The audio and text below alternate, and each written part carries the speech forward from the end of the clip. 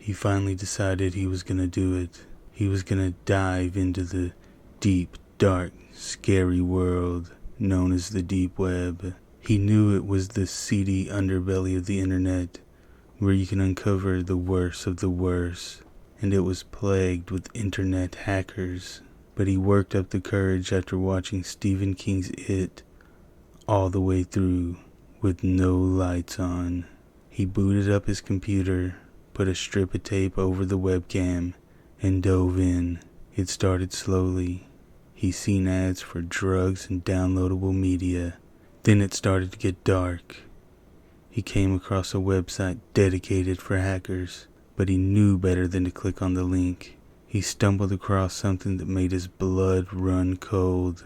It was a website where he could hire hitmen for as little as $10,000 US. After browsing the hitman site for a few minutes, he backed out and took several minutes to compose himself. He begrudgingly pushed forward. Then he seen it, a website offering a real red room. After clicking on the link, he was greeted with a blank page where you could only enter in your email address. He reluctantly put in his email address and hit enter. The page loaded to a red screen with a timer counting down from 24 hours.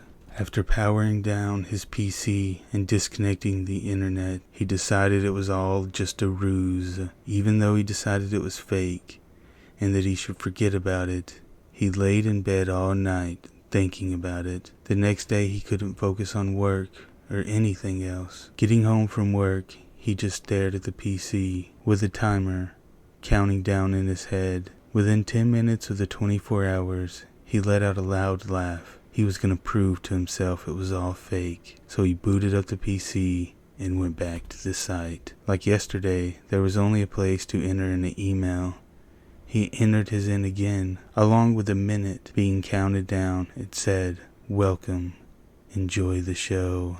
As soon as the timer reached 0, the page refreshed to a blank video player. Then a light flashed on, and it revealed a man on his knees, with his head being covered by a bag. His palms became sweaty, and he felt the urge to purge some spaghetti. Then a man off camera grabbed the bag and revealed the man on his knees. It took several seconds for his eyes and brain to realize what he was seeing. It was his brother. It had to be a mistake. He grabbed his phone to call his brother, but his phone didn't work.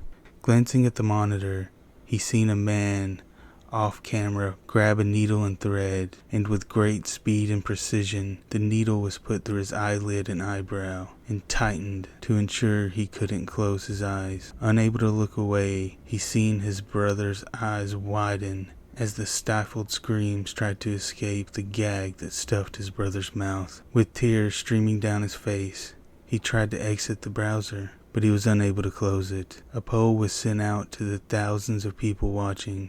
It simply said, "Kill fast or slow."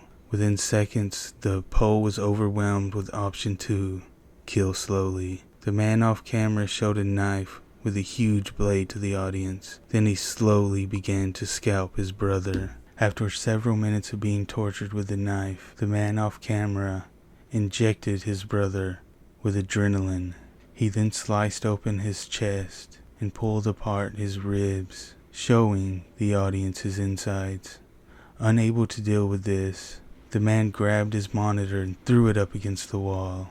While he couldn't see him anymore, sound was still coming from the monitor. Screams. He called the cops, but the cops couldn't do anything. They had nothing to go off of, and for the rest of his life he couldn't deal with the pain, knowing that he caused his brother to die in such a horrible way. After years of pain and torture, he killed himself.